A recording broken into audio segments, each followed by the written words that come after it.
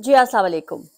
अब जो कल मैंने एक बात की थी आप लोगों से अपने पिछले व्लॉग के अंदर कि ज़रदारी साहब इतने साइलेंट क्यों हैं? वो इतने खामोश क्यों हैं? मैं आपके लिए एक सवाल छोड़ के गई थी कि आप ज़रा मुझे ये बताएँ सोच समझ के कि ज़रदारी साहब इतने सन्नाटे में क्यों हैं? वो क्यों कोई मूव नहीं कर रहे हैं? तो आज मैं सिर्फ़ और सिर्फ़ स्पेसिफ़िकली ज़रदारी साहब के ऊपर बात करूँगी कि ज़रदारी साहब के साथ आगे क्या होने जा रहा है? कौन किसके लिए खतरा है? एस्टेब्लिशमेंट के लिए कौन खतरा है?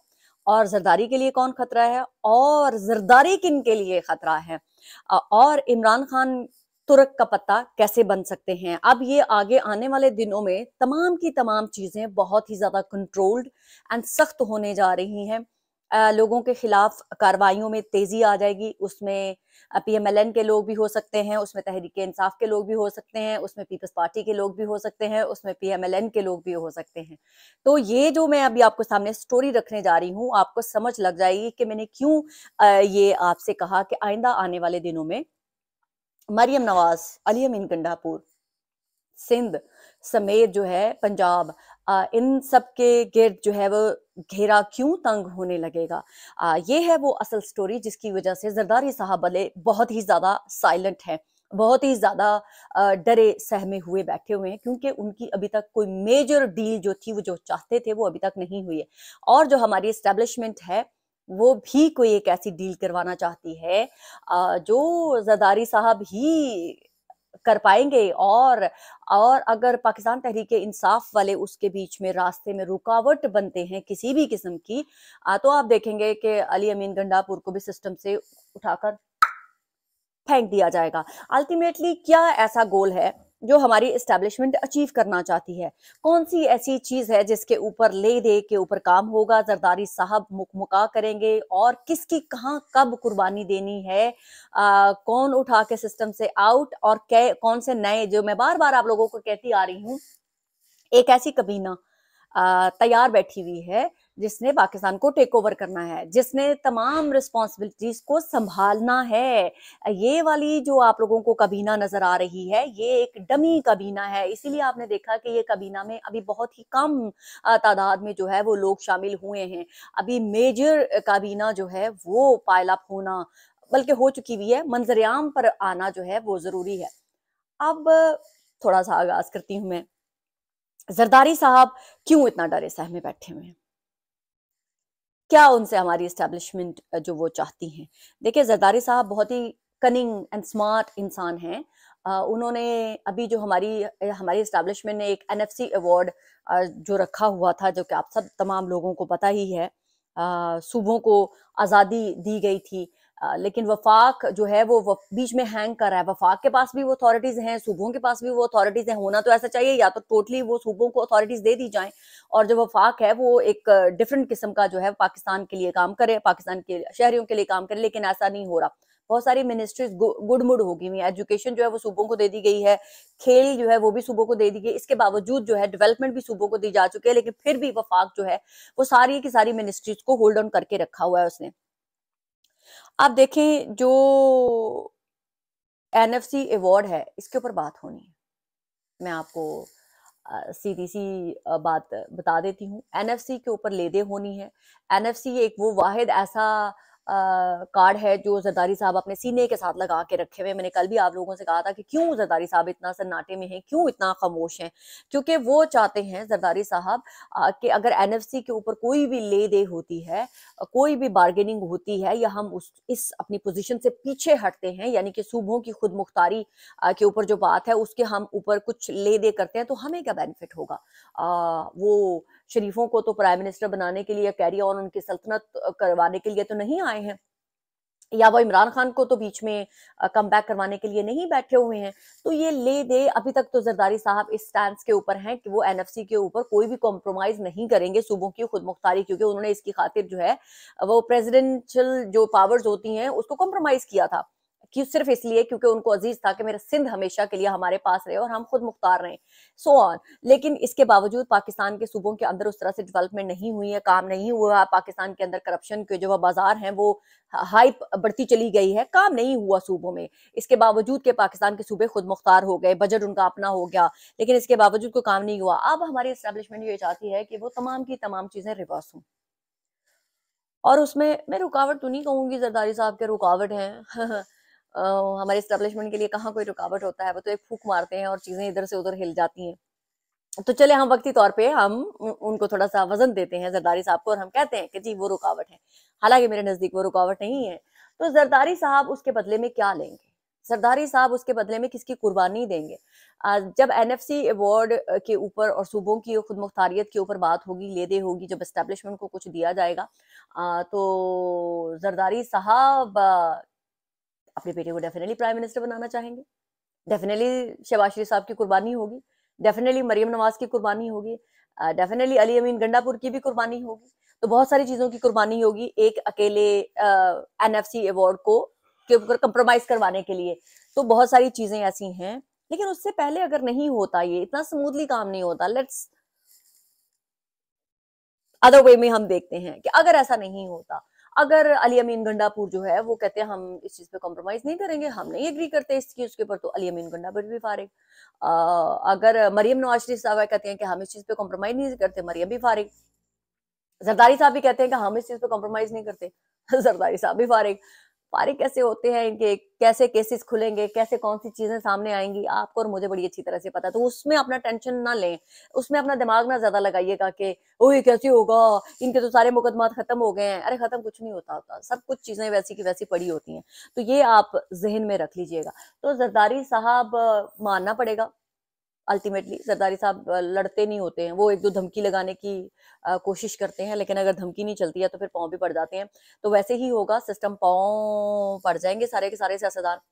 लेकिन अब ये सोचने की बात है कि अगर ये तमाम का तमाम सिस्टम ऐसे हेल्ड रखा जाता है और इमरान खान डील कर लेते हैं हमारे एस्टेब्लिशमेंट के साथ, क्योंकि उनको तो माइनस किए बगैर ये डीलें नहीं होनी, ठीक है।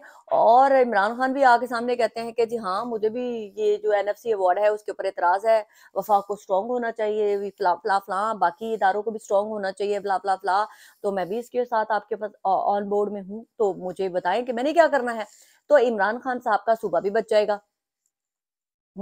और इमरान खान का सूबा भी बच जाएगा और इमरान खान आने वाले अगले सेटअप का हिस्सा भी हो जाएंगे और इमरान खान का कम बैक भी हो जाएगा। लेकिन अगर इमरान खान ये ट्रेन मिस कर देते हैं तो आप ये मेरी बात लिख के रख लें कि इमरान खान का कम बैक फिर काफी मुश्किल हो जाएगा, क्योंकि अगला जो सिस्टम बन जाएगा उसको तोड़ पाना किसी के लिए भी इतनी आसानी से मुमकिन नहीं होगा। फिर ये सियासतदान जो आप समझ लीजिएगा कि अपने हाथ पांव बाजू काट कूट के तो इन्होंने दे दिए हैं। अब फिर वो उस सिस्टम में जो हमारी एस्टेब्लिशमेंट सिस्टम बना लेगी उसमें दरार डालना भी हमारे सियासतदानों के लिए नेक्स्ट टू इम्पॉसिबल हो जाएगा, जो कि बहुत ही मुश्किल लग रहा है। तो ये अब इमरान खान साहब को देखना है कि इमरान खान साहब ने कैसे अगले आने वाले सिस्टम में अपने लिए जगह बनानी है और कैसे जो है अपनी सियासत भी बचानी है, क्योंकि अगले आने वाले सिस्टम के अंदर किसी को भी कोई भी जो है नेगोशिएशन करने की इतनी ज्यादा गुंजाइश नहीं दी जाएगी, क्योंकि जो कुछ सियासतदान चाहते थे उनको करने दिया गया है। अब आगे आने वाला सेटअप जो है वो सिर्फ सिर्फ पाकिस्तान के लिए है और पाकिस्तान को आगे लेकर चलने के लिए है। तो आप लोगों ने ये समझना है कि सियासतदान वो नहीं होते जो आपको नजर आते हैं। बिहाइंड द सीन ये किस चीज के ऊपर कॉम्प्रोमाइज कर रहे हैं, किस चीज पे कॉम्प्रोमाइज नहीं कर रहे हैं, इसके ऊपर आप लोगों ने नजर रखनी है। हमारे एस्टेब्लिशमेंट ने बहरहाल ये डिसाइड कर लिया है कि हमें पाकिस्तान की तरक्की चाहिए, हमें पाकिस्तान को आगे लेकर चलना है। उसमें चाहे कोई माइनस हो या कोई प्लस हो, उनको इससे कोई फर्क नहीं पड़ता। तो अब ये नवाज शरीफ साहब के लिए भी बड़ा अच्छा मौका है कि वो जो नाराज हैं कि एक चंक उनकी पॉलिटिकल पार्टी का जो है वो टेक ओवर कर रहा है उनकी पार्टी को, तो वो भी ऑन बोर्ड हो जाएं। तो जब वो खुद ऑन बोर्ड हो जाएंगे, उनकी बेटी खुद ऑन बोर्ड हो जाएंगी, तो फिर उनको भी डायरेक्टली एक्सेस हो जाएगा उन लोगों के साथ जो है अपने निगोशिएशन करने के लिए। तो ये आने वाला सिस्टम जो है ना, ये बहुत सारे लोगों को श्रिंक कर देगा, इस सिस्टम से माइनस कर देगा। जो लोग अभी गुंजाइश निकाल के बैठे हुए हैं अपने लिए, वो आने वाले सेटअप के अंदर आपको कहीं दूर दूर तक नजर नहीं आएंगे। और ये जो लोग अक्सर हमारे सियासतदान कहते हुए नजर आते हैं, हमने जमहूरियत की खातिर ये कर लिया, हमने पाकिस्तान की खातिर ये कर दिया, हमने ये कुर्बानियां दे दी, हमने वो कुर्बानियां दे दी, ऐसे कुछ भी होता हुआ आपको नजर नहीं आएगा। इनका जो टाइम था वो गुजरा जा चुका है। जरदारी साहब की भी ये लास्ट इनिंग है। अगर वो खेल गए तो खेल गए, अपने बेटे को प्राइम मिनिस्टर बना लिया तो बना लिया। वरना जरदारी साहब के लिए मुमकिन नहीं होगा कि अगर आगे इलेक्शन होते हैं तो वो किसी भी तरह से अपने बेटे को प्राइम मिनिस्टर बना पाएं, क्योंकि अगले इलेक्शन में जो लोगों का रिस्पांस होगा वो बहुत ही डिफरेंट होगा। तो इसी सेटअप में, इसी सारी चीजों में रद्दोबदल करके ही जरदारी साहब जो है वो अपने बेटे को प्राइम मिनिस्टर बना सकते हैं।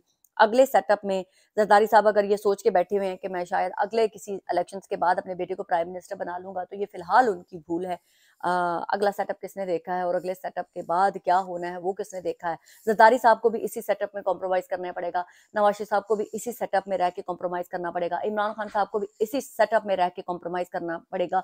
शहबाज शरीफ साहब तो पहले ही कॉम्प्रोमाइज करके बैठे हुए, मजीद क्या कॉम्प्रोमाइज करके वो हमारी एस्टैब्लिशमेंट को देंगे, ये मेरी समझ से बाहर है। क्योंकि शहबाज शरीफ साहब के पास अब देने के लिए कुछ बचा नहीं है, नवाज शरीफ साहब के पास भी कुछ देने के लिए बचा नहीं है, इमरान खान साहब के पास फिर भी कुछ बचा है देने के लिए कि अगर वो ऑन बोर्ड हो जाते हैं अगले सेटअप में, तो एक स्ट्रेंथ, एक सपोर्ट जो है वो पब्लिक की जो हमारे अगले सेटअप को मिल जाएगी, जिस तरह से हमारी फिर एस्टैब्लिशमेंट है वो उस सेटअप को आगे लेकर चलने में जो है कामयाब हो जाएगी। बाकी ये जो आप लोगों को छोटे मोटे राइट लेफ्ट नजर आ रहे हैं, ये तमाम के तमाम लोग जो है वो ऑन बोर्ड हो जाएंगे और हमारे सेटअप का जो है वो होगा। अब अभी देखने वाली ये चीज मजेदार सी है कि जरदारी साहब कैसे जो है वो इस सारे सिस्टम से अपने आप को डील कितनी अच्छी करवा सकते हैं जरदारी साहब। और मैं बस यही कहूंगी, एस्टैब्लिशमेंट के लिए कोई भी खतरा नहीं है। क्या कहा मैंने? एस्टैब्लिशमेंट के लिए कोई सियासतदान खतरा नहीं है। ये पाकिस्तानियों अपने यहाँ बिठा लें, आपके सियासतदान हमारे एस्टैब्लिशमेंट के लिए खतरा नहीं है। जरदारी साहब के लिए एस्टैब्लिशमेंट खतरा हो सकती है, नवाज शरीफ के लिए एस्टैब्लिशमेंट खतरा हो सकती है, इमरान खान के लिए एस्टैब्लिशमेंट खतरा हो सकती है, मरियम के लिए एस्टैब्लिशमेंट खतरा हो सकती है, अली गंडापुर के लिए एस्टैब्लिशमेंट खतरा हो सकती है, शहबाज शरीफ के लिए एस्टैब्लिशमेंट खतरा हो सकती है। लेकिन हमारे एस्टैब्लिशमेंट के लिए कोई ये सियासतदानों की जरूरत भी नहीं कि खतरा बन सके। हाँ, अब ये देखने वाला है कि जरदारी कैसे और कब शहबाज को धोखा देते हैं, और नवाज कब और कैसे जरदारी एंड शहबाज को धोखा देते हैं, और इमरान कब और कैसे इस सारे सेटअप से अपने आप को जो इस वक्त आइसोलेशन में बैठे हुए हैं वो कैसे उभर के सामने आते हैं, और वो कैसे जो है वो यस सर करते हैं और अपने लिए आने वाले सेटअप का हिस्सा बनते हैं। तो ये आप लोगों ने बड़े गौर खौफ से देखना है और सुनना है। जरदारी साहब ने अपनी गेम डालनी है और बड़ी पक्की वाली डालनी है, और अगर उन्होंने अपने बेटे को प्राइम मिनिस्टर देखना है तो इसी सेटअप को हिला हुलू के प्राइम मिनिस्टर देखना है। अब ये देखें, अगे तेरे भाग लच्छिए कि शहबाज शरीफ कितनी देर प्राइम मिनिस्टर रहते हैं, मरियम नवाज कितनी देर सीएम रहती हैं, अली अमीन गंडापुर कितनी देर तक के लिए सीएम रहते हैं, और ये सेटअप जो में जो बैठे हुए मिनिस्टर्स हैं वो कितनी देर तक के लिए मिनिस्टर रह पाते हैं। इसके लिए तो ज्यादा नहीं, बस थोड़ा सा इंतजार करना पड़ेगा। छड़ी उठा के इधर से उधर रखी जाएगी और सब लोग ऐसे ऐसे शफल हो जाएंगे, और वो क्या इमरान हो, क्या जरदारी हो, क्या मौलाना हो, क्या नवाज हो, क्या मरियम हो, या कोई भी शहबाज हो, सब के सब एक ही लाइन में खड़े होकर सलूट मारते हुए नजर आएंगे मेरे भाई पाकिस्तानियों। और इसी के साथ में आप सबसे इजाजत लेती हूँ। पाकिस्तान जिंदाबाद।